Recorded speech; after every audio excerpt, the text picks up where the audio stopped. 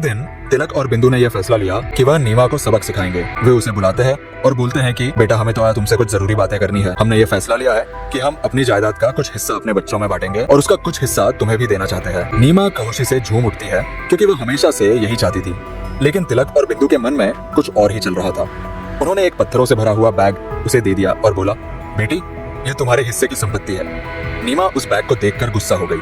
उसने उस पत्थर से भरे हुए बैग को जमीन पर फेंका और जोर से चिल्लाते हुए बोली कि मेरी मजाक उड़ाने की तुम्हारी हिम्मत कैसे हुई? मुझे पैसे चाहिए, ये पत्थर नहीं। तिलक और बिंदु ने शांत तरीके से उसे समझाया और बोले, नीमा, सच्ची संपत्ति सिर्फ पैसे और चीजों के बारे में नहीं है। ये प्यार, दया और जो कुछ भी तुम्हारे पास है उसके लिए आभारी होने के बारे में है। हमने हमेशा तुमसे प्यार किया है और तुम्हारी देखभाल की है और ये पैसों से भी अधिक कीमती है। नीमा को एहसास हुआ कि वह लालच में कितनी अंधी हो गई थी। उसको अपने किए गए बर्ताव के लिए पछतावा होने लगता है। उसने अपने सास और ससुर से माफी मांगी और अपने तरीके बदलने का वादा किया। उस दिन के बाद से उसमें बदलाव आया और वह एक अच्छी बहू बन गई।